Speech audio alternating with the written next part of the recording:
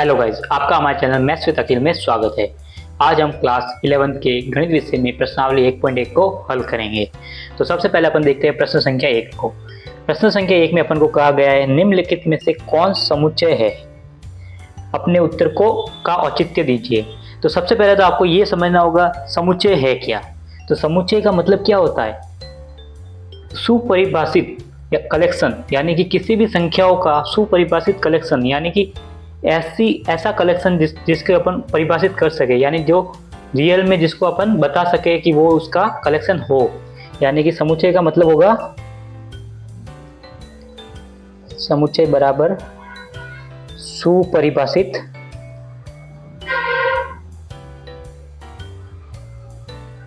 Collection of numbers, या कोई भी वस्तु जिसका अपन सुपरिभाषित रूप से कलेक्शन कर सकते हैं, वो क्या है? समुच्चय है। तो सबसे पहले अपन देखते हैं प्रश्न संख्या 1। प्रश्न संख्या 1 का फर्स्ट में अपन को कहा गया है जे अक्षर से प्रारंभ होने वाले वर्ष के सभी महीनों का संग्रह। तो अपन को पता है कि टोटल 12 महीने होते हैं, उसमें से जे अक्षर से कौन कौन से महीने शुरू होते हैं। तो जे से अपना शुरू होता है, जैसे मैं मानता हूँ समुच्चय ए बराबर जे से पहला शुरू होता है जनवरी, दूसरा होता है अपना जून, और तीसरा कौन सा होता है? जुलाई। क्या इसके अलावा और कोई महीना होता है? तो इसके अलावा और कोई महीना नहीं होता है। तो अपन कोष्टक को वापस बंद करेंगे। तो पहले का उत्तर क्या होगा अपना? 3 महीने होते हैं, जनवरी, जुलाई और जून। तो ये क्या है? ये एक सुपरिभाषित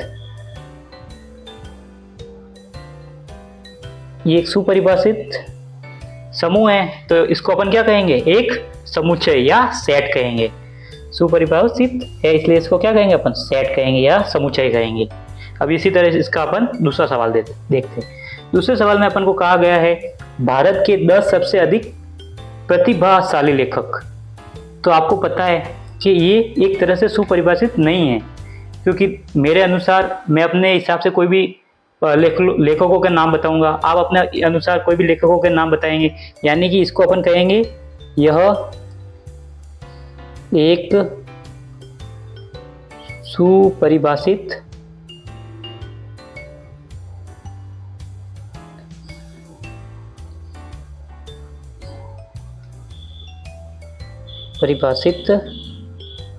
सेट नहीं है। एक तरह से ये एक सेट भी नहीं है कह सकते हैं अपन, क्योंकि इसमें कोई भी है ना कोई फिक्स नहीं है। इसमें 10 का है, पर 10 से अधिक भी हो सकते हैं। मेरे अनुसार कुछ और हो सकते हैं, आपके अनुसार कुछ और हो सकते हैं। तो ये एक सेट नहीं होगा। इसी तरह अपन इसका तीसरा सवाल देखते हैं। तीसरे में अपन को कहा गया है विश्व के सर्वश्रेष्ठ 11 बल्लेबाज। तो आप देख सकते हैं, मैं अपने अनुसार कोई भी बता सकता हूँ, आप अपने अनुसार कोई भी बता सकते हैं। यानी कि ये भी कोई एक सुपरिभाषित नहीं है, तो ये भी एक समुच्चय नहीं है। तो यह समुच्चय या सेट, कोष्टक में लिख सकते हैं सेट नहीं है। तो इसका उत्तर क्या बताएंगे अपन? क्योंकि ये एक सुपरिभाषित नहीं है, यानी इसको अपन परिभाषित नहीं कर सकते हैं। फिर अगला है आपकी कक्षा के सभी बालकों का संग्रह। तो आपको पता है कि कक्षा में बालक तो फिक्स ही होते हैं। जैसे मैं मानता हूँ मेरी कक्षा में 5 बालक है, तो मैं क्या लिखूंगा? सी क्लास का सेट कैसे होगा? जैसे एक हो गया राम हो गया मेरे, फिर क्या हो गया? श्याम हो गया, फिर रवि हो गया, फिर राहुल हो गया। बस ये हो गए मेरे पास जैसे चार ही बालक है, तो मैं चारों का नाम लिख दूंगा। तो एक तरह से ये क्या है? सुपरिभाषित है। तो ये क्या है? सेट या समुच्चय है। इसको अपन क्या कहेंगे कि ये एक समुच्चय है। इसी तरह से इसके आगे वाले सवाल करेंगे अपन अगले पेज पर। अगले पेज पे अपना 5वां सवाल। 5वें सवाल में अपन को कहा गया है 100 से कम सभी प्राकृत संख्याओं का समुच्चय। तो ये भी एक तरह से क्या है? परिभाषित है। क्यों? जैसे कि मैं लिखता हूँ नेचुरल नंबर n, यानी प्राकृत संख्याओं का सेट क्या होगा? 100 से कम, यानी कहाँ से शुरू करेंगे अपन? 1 से, फिर 2, फिर 3, फिर 4, फिर डॉट डॉट डॉट करके कहाँ तक? 99 तक। 99 तक क्यों लेके जाएंगे? क्योंकि अपन को 100 से कम का पूछा है। 100 से अधिक का पूछता है तो अपन और आगे जाते, पर अभी अपन को कितना पूछा है 99 तक ही। तो ये क्या है, सुपरिभाषित है और एक समुच्चय भी है। ये एक सुपरिभाषित समुच्चय है। डॉट डॉट का मतलब है कि ये 99 तक जाएगा। फिर अगला है छठा सवाल। छठे में अपन को कहा गया है लेखक प्रेमचंद द्वारा लिखित उपन्यासों का संग्रह। तो ये भी एक तरह से सुपरिभाषित है। कैसे? मैं कहता हूं कि लेखक प्रेमचंद ने 22 उपन्यास लिखे, जैसे कि जो भी अपने उसने लिखे तो वो एक फिक्स है। ये एक क्या है, ये एक फिक्स है, यानी कि जितने लिखे वो उतने अवेलेबल है। तो अपन ये क्या कहेंगे, ये भी एक सुपरिभाषित है। ये एक सुपरिभाषित है, यानी कि अपन क्या कहेंगे, ये एक सुपरिभाषित समुच्चय है। फिर अगला देखता है अपन 7वां, सभी सम पूर्णांकों का समुच्चय। तो ये भी क्या है, जैसे मैं लिखता हूं इवन नंबरों का समुच्चय क्या होगा, सभी सम का। 2 से शुरू हो गए, फिर 4, फिर 1 मिनट 2 4 6, फिर ऐसे जाएगा, फिर कहाँ तक जाएगा, अनंत तक जाएगा, जहाँ तक वो अपने पूछे। यानी कि क्या, ये भी एक क्या है, सुपरिभाषित है और समुच्चय भी है। ये भी क्या है, सुपरिभाषित समुच्चय है। इसी तरह से अपन देखते हैं 8वें में अपन को कहा गया है इस अध्याय में आने वाले प्रश्नों का संग्रह। तो आप बता सकते हो, जैसे कि इस प्रश्नावली में कितने हैं प्रश्न है, जैसे कि 7 है, माना अपन 7 है, तो अपन कह सकते हैं कि ये भी क्या है, फिक्स है, जितने हो गए उतने ही हो गए, यानी ये भी क्या है, सुपरिभाषित है।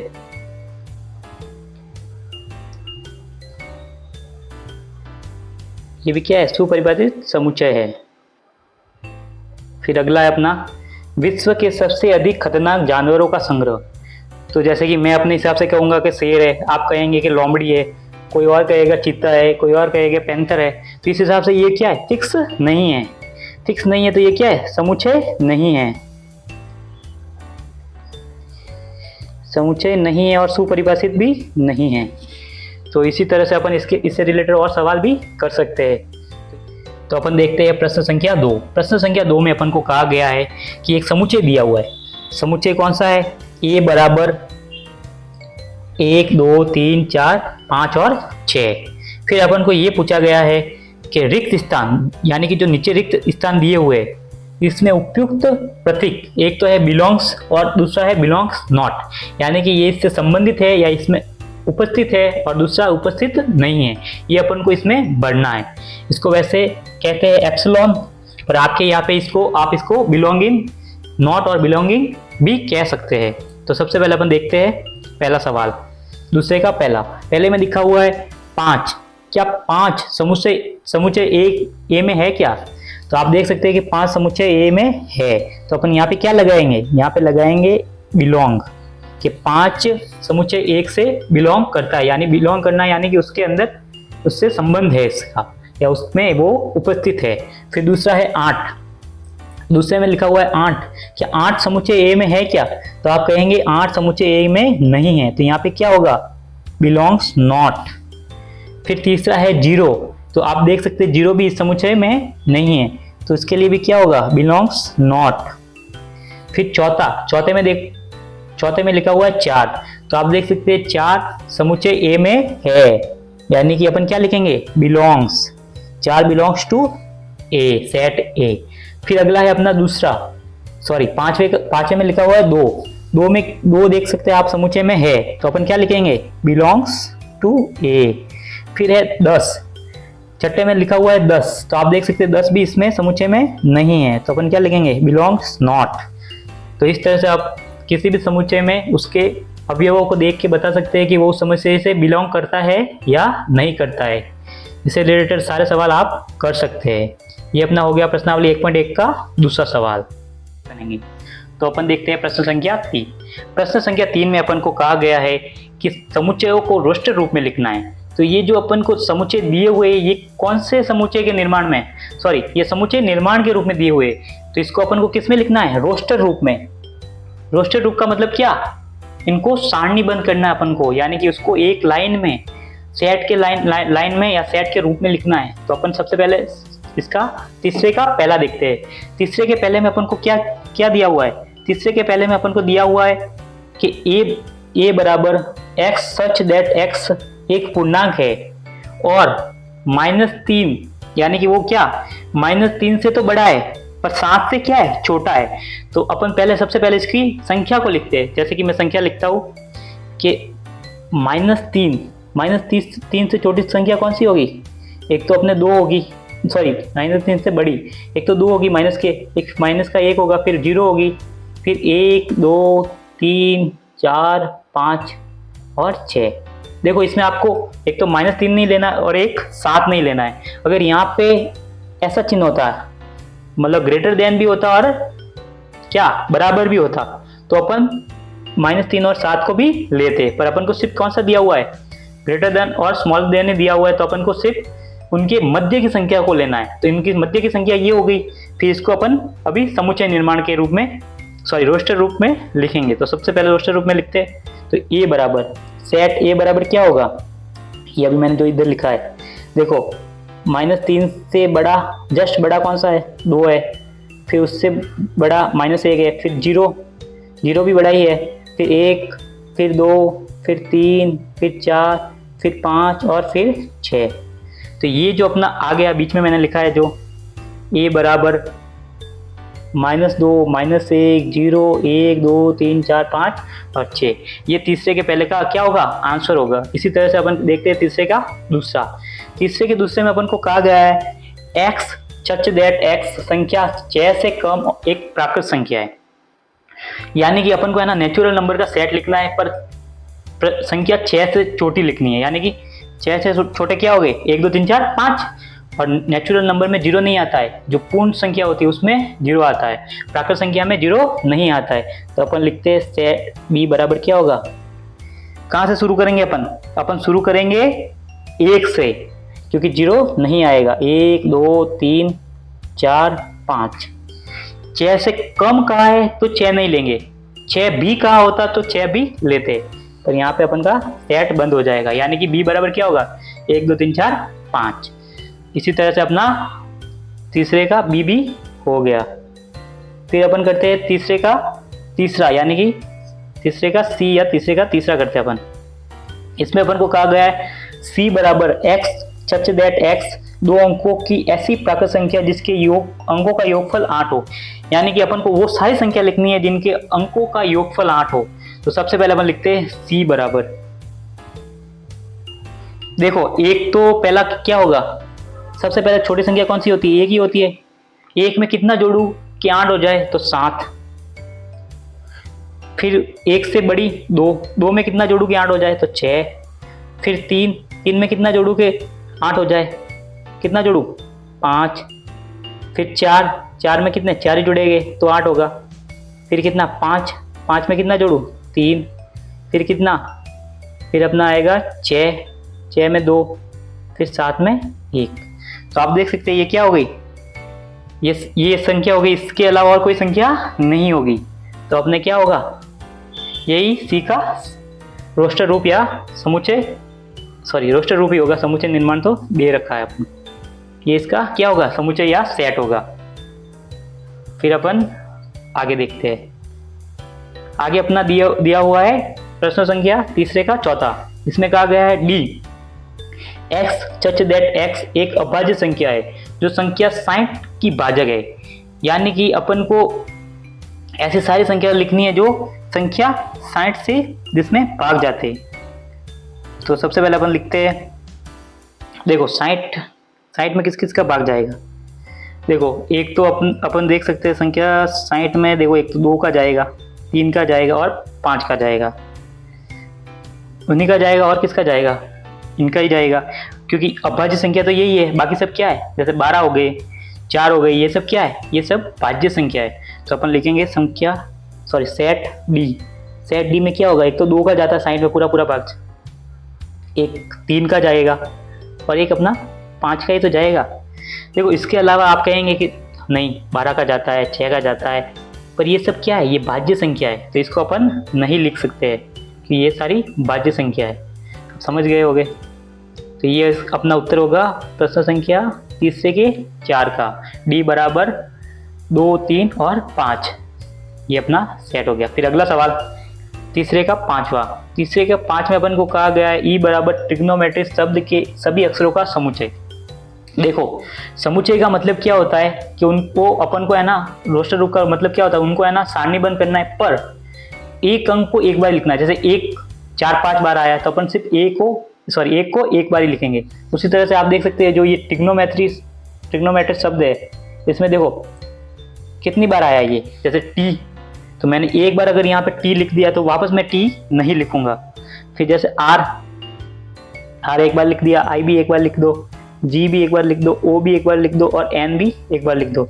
अभी देखो यहाँ पे ओ वापस आ रहा है आपकी, तो ये ओ अपना कैंसिल आउट हो जाएगा।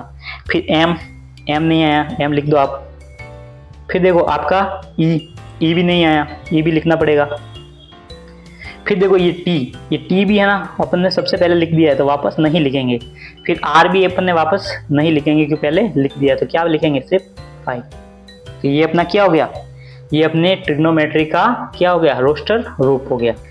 फिर इसी तरह से अपन करेगा इसके तीसरे का छठा सवाल या अंतिम सवाल करेंगे इसका।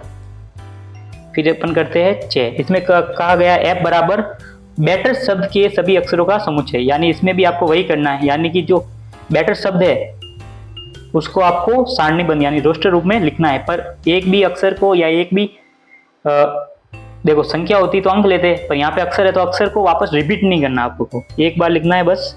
जैसे कि मैं यहाँ पे लिखता हूँ बी एक बार आ गया, ई एक बार आ गया और टी एक बार आ गया। तो देखो यहाँ पे टी वापस आ गया नहीं लेंगे, ई वापस आ गया नहीं लेंगे, फिर क्या लिखेंगे सिर्फ आर। तो ये क्या हो गया अपना बैटर। तो इसी तरह से अपन इससे रिलेटेड सारे सवाल कर सकते हैं। ये अपना हो गया प्रश्नावली 1.1 का तीसरा सवाल।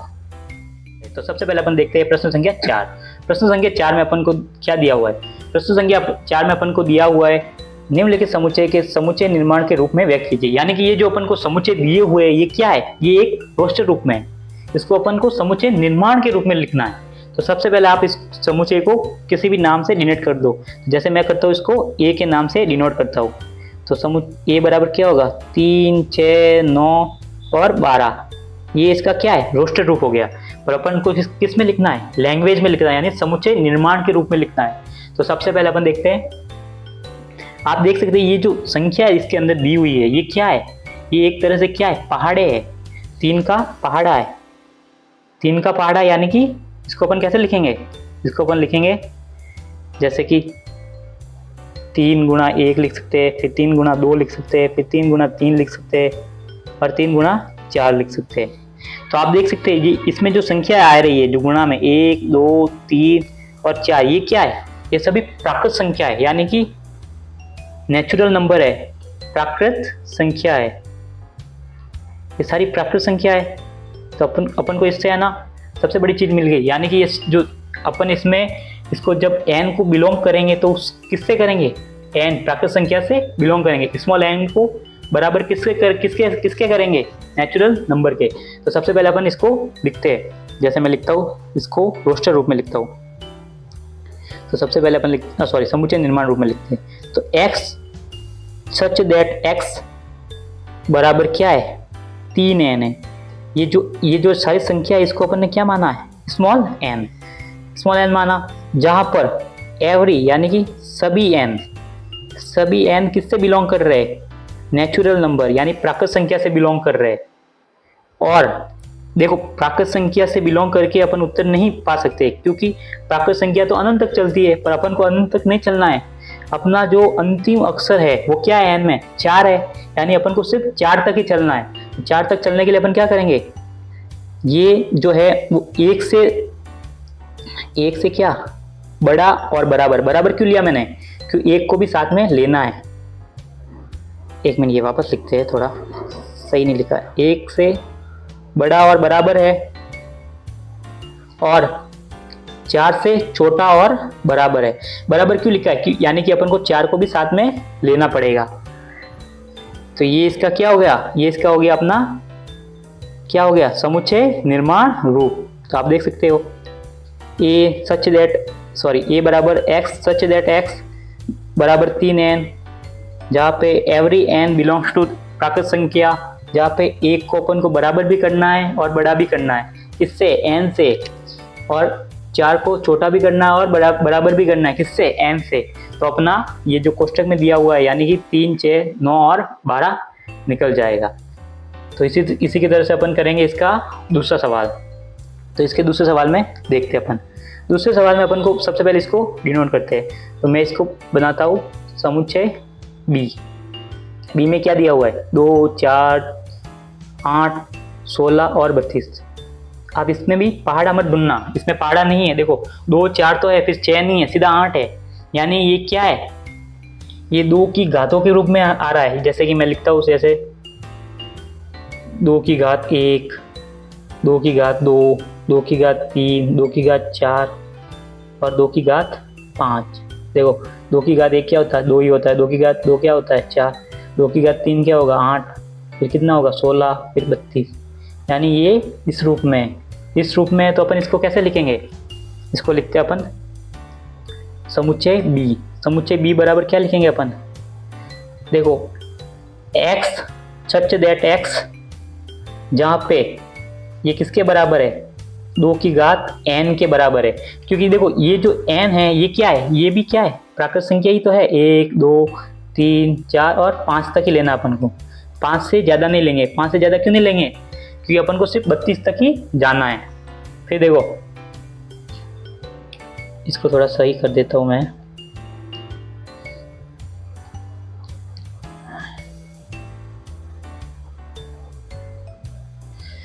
देखो फिर आप देख सकते हो इतना कर दिया। फिर इसके बाद क्या है? जहां पर एवरी n यानी सभी n किससे बिलोंग कर रहे हैं? एक प्राकृत संख्या से। और देखो ये जो n है, ये जो प्राकृत संख्या है, ये देखो एक जो 1 है ना अपने, उसके तो बराबर और बड़ा है, मतलब 1 को भी लेना है। पर जो 5 है ना उससे छोटा और बराबर लेना है। यानी अपन को 1 से लगा के 5 के मध्य की संख्या भी लेनी है और 1 और 5 को भी इंक्लूड करना है। तो ये जो अपना पूरा हो गया, ये क्या हो गया? दूसरे का रोस्टर रूप हो गया। तो अपना चौथे का पहला और दूसरा हो गया है। इसके आगे के सवाल देखेंगे अपन नेक्स्ट पेज पर। प्रश्न संख्या 4 के तीसरे में अपन को ये कहा गया है कि जो रोस्टर रूप में अपन को जो संख्याएं दी हुई है उसको अपन को समुच्चय निर्माण के रूप में लिखना है।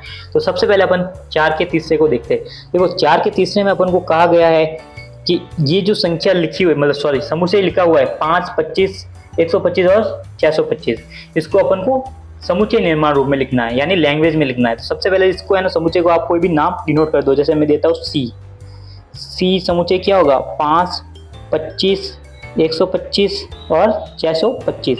अभी आप देख सकते हो कि ये सभी है ना 5 की घात के रूप में, यानी 5 की घात 1, 5 की घात 2, 5 की घात 3 और 5 की घात 4, यानी 5 की घातों के रूप में। देखो कैसे कि मैं अगर लिखता हूँ 5 की घात 1 तो 5 ही रहेगा। मैं अगर लिखता हूँ 5 की घात 2 तो 25 रहेगा। 5 की घात 3 125 होगा और 5 की घात 4 क्या होगा? 625 रहेगा। तो इस तरह से अपन को क्या मिला? अपन को ये मिला कि जो 5 होगा वो तो अपना क्या होगा? उससे क्या गुणा होगा? n गुणा उसकी घात क्या होगी? n घात होगी। n घात क्यों होगी? n घात यानी कि n एक क्या है? प्राकृत संख्याओं का समुच्चय है। जहाँ पर n क्या होगा? n होगा 1, 2, 3, 4 से ज़्यादा नहीं होगा। यानी अपन क्या लिखेंगे? n जो बड़ा होगा किससे? 0 से, पर छोटा होगा किससे? 5 से, क्योंकि 4 को अपन को इंक्लूड करना है। या फिर इसको ऐसे भी लिख सकते हैं, इसको अपन ऐसे लिख सकते हैं n 1 से बड़ा और 1 के बराबर और 4 से छोटा और 4 के बराबर। इनसे अपन इसका रोस्टर रूप लिखेंगे। तो इसका रोस्टर रूप क्या होगा? अभी आप देखेंगे। इसका रोस्टर रूप होगा अपने लिए C बराबर x सच दैट x, जहाँ पर 5 की घात n के रूप में लिखेंगे इसको, जहाँ पे n belongs to natural number यानी कि प्राकृत संख्या से बिलोंग करेगा, और ये क्या होगा, 1 से बड़ा और 1 के बराबर होगा n, और 4 से बराबर और 4 से बड़ा भी, 4 से छोटा और 4 के बराबर भी होगा। एक तरीका तो ये होगा लिखने का, और एक तरीका इसको लेके भी अपन लिख सकते हैं। इसी तरह से अपन इसका करेंगे चौथा सवाल, चौथे के चौथे सवाल में अपन को ये कहा गया है कि 2 4 6, तो सबसे पहले इसको भी नोट करो आप, डी मान लो, डी माना मैंने, 2 4 और 6, फिर ये देखो अनंत तक जा रहा है। तो आप सब देख सकते हो कि ये सब क्या है, ये एक तरह से एक सम संख्या है, यानी सम संख्याओं की अनंत तक गिनती लिखी हुई है। तो सम संख्याओं की सीरीज है, तो सम संख्याओं की सीरीज के लिए अपन क्या करेंगे, अपन सिंपल लिखेंगे बी सम संख्याओं का समुच्चय है।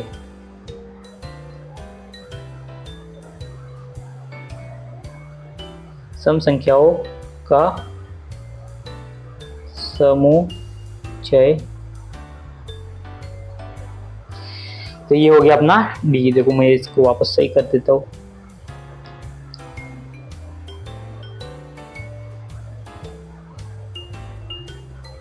सम संख्याओं का समुच्चय है। चौथे के पांचवे में अपन को कहा गया है कि समुच्चय 1 4 9 और ये चल रहा है 100 तक, इसको अपन को रोस्टर रूप में लिखना है। तो सबसे पहले इसको डिनोट करेंगे, तो इसको डिनोट करते हैं अपन ई से डिनोट कर दिया, 1 4 9 और ये आगे चल रहा है 100 तक। फिर देखो आप, ये आपको है ना n की घात के रूप में लिखता है, जैसे कि मैं लिखता हूँ n क्या है, n एक प्राकृत संख्याओं का समुच्चय होगा, n यानी कि 1 से शुरू होके अनंत तक जाएगी। तो सबसे पहले अपन को देखना है n की घात 1, जहाँ पर n क्या है अपना, n की घात 2 लिखते हैं, 1 नहीं लिखा जाएगा, n की घात 2 का मतलब 1 की घात 1 ही होगा, फिर 2 की घात 2 क्या होगा, 4 होगा, फिर 3 की घात 2 9 होगा, फिर ऐसे ही चलता जाएगा 10 की घात 2 तक, यानी कि 100 तक चलता जाएगा। तो अपन इसका समुच्चय निर्माण रूप लिखते हैं अभी। तो समुच्चय निर्माण रूप लिखना है, पर अपन को ये याद रखना है कि जो n है वो 10 के बराबर होना चाहिए और 10 से छोटा होना चाहिए, 10 से बड़ा नहीं होना चाहिए।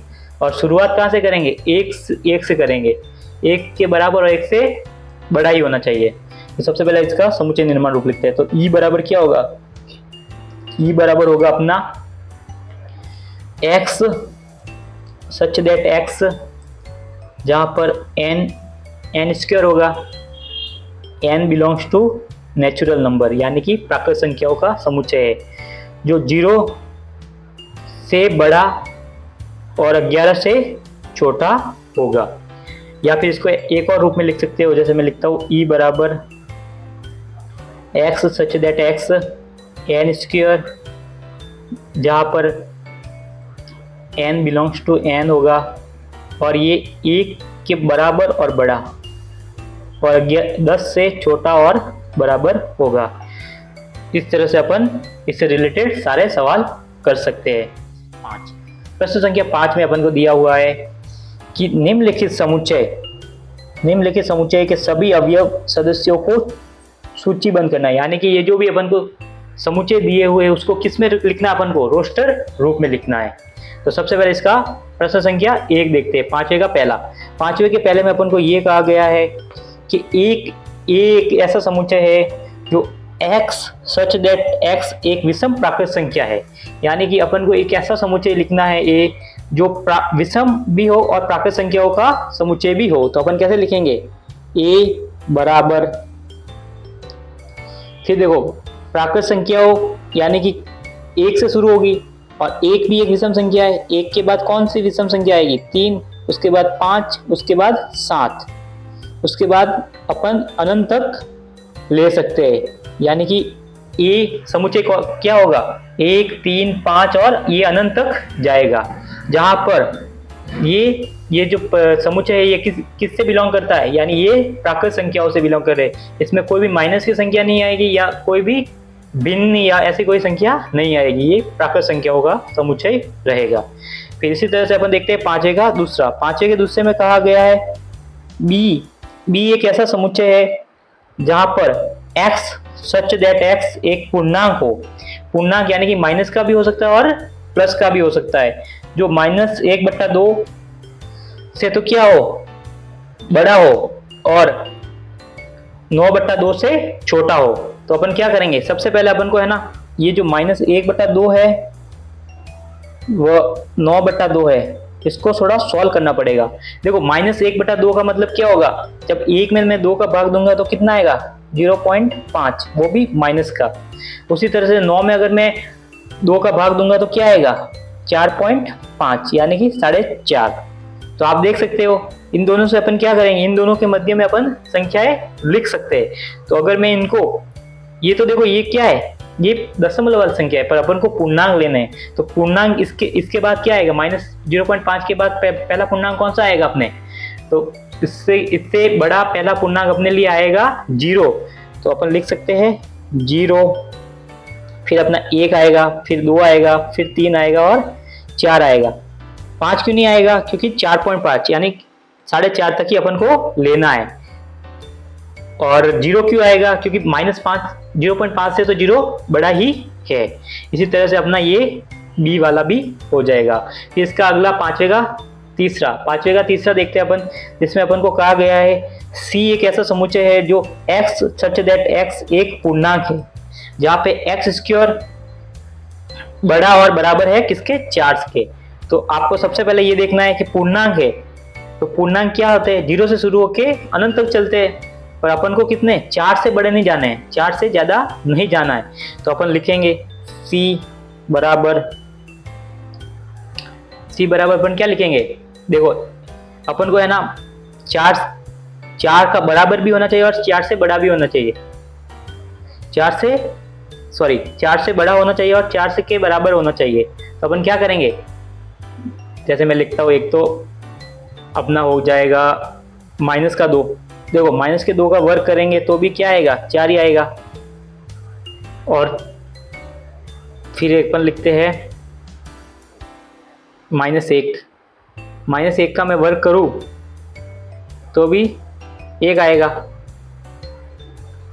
फिर देखो इसका मैं वर्ग करता हूं अपना नॉर्मल 2 का वर्ग भी 4 ही होगा, और नॉर्मल 1 का भी वर्ग कितना होगा, नॉर्मल 1 नहीं होगा, नॉर्मल 2 होगा।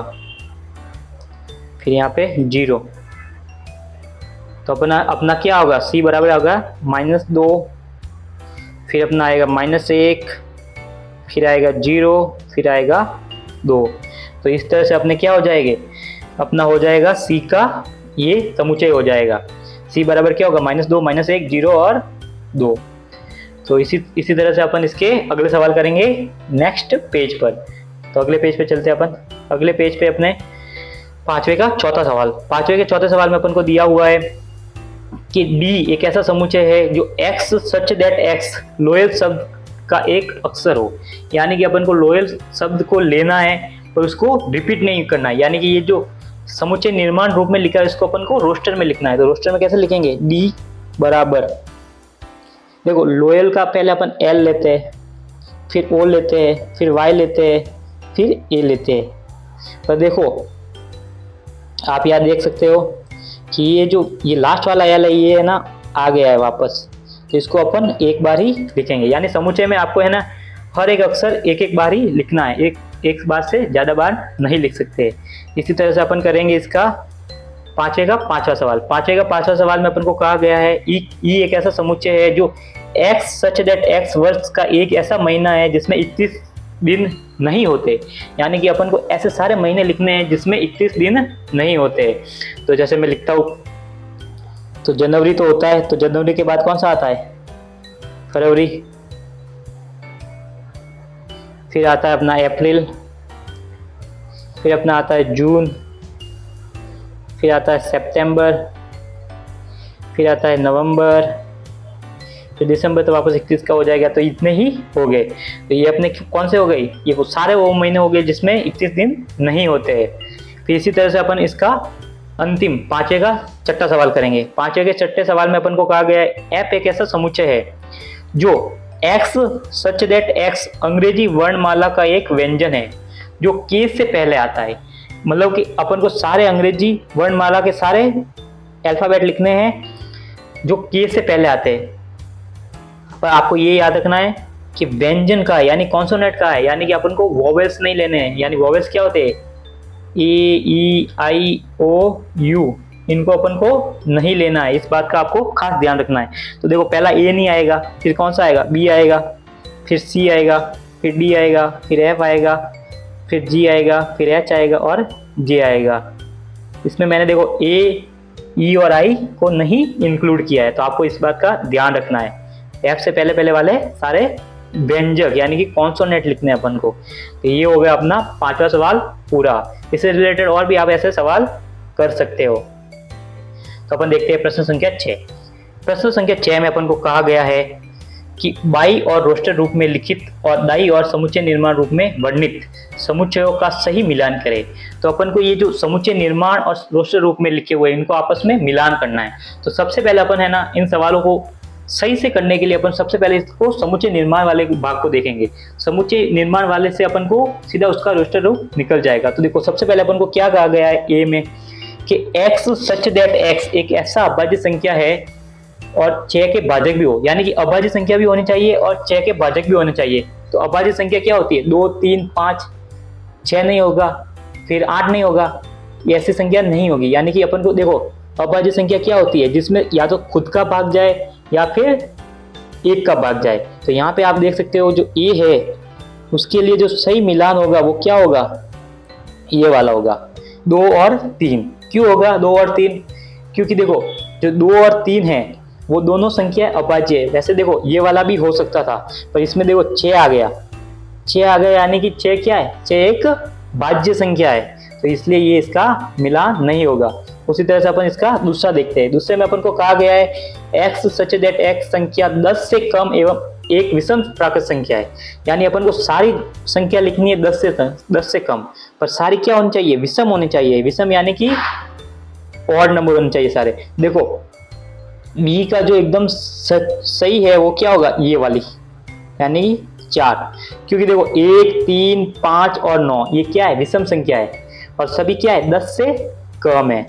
फिर इसी तरह से अपन इसका सी वाला देखते हैं। सी में अपन को क्या कहा है कि x सच दैट x एक प्राकृत संख्या है और 6 से भाजक भी है, यानी कि एक प्राकृत संख्या भी है और 6 से भाजक है। अब की बार ऐसा नहीं कहा कि अभाज्य संख्या होनी चाहिए, प्राकृत संख्या होनी चाहिए, यानी कि गिनती में आती है तो उसमें भी आएगी।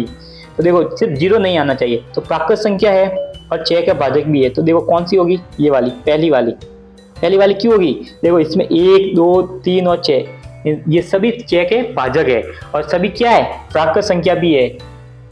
इसी तरह से देखो अपना अगला सवाल। अगले में अपन को डी में पूछा है x such that x mathematics शब्द का एक अक्षर है। यानी कि मैथमेटिक्स को अपन को रोस्टर रूप में लिखना है, तो अपन क्या करेंगे, सभी अक्षरों को लिखेंगे, बस रिपीट किसी को नहीं करेंगे। तो इसका अपना आंसर होगा ये वाला, तीसरा वाला। देखो इसमें है ना एक भी अक्षर है ना रिपीट नहीं हुआ। देखो m 2 बार आया पर अपन ने एक बार ही लिखा है, फिर देखो t 2 बार आया फिर भी अपन ने इसको एक बार ही लिखा है। तो ऐसे अपन इससे रिलेटेड सारे सवाल कर सकते हैं। धन्यवाद।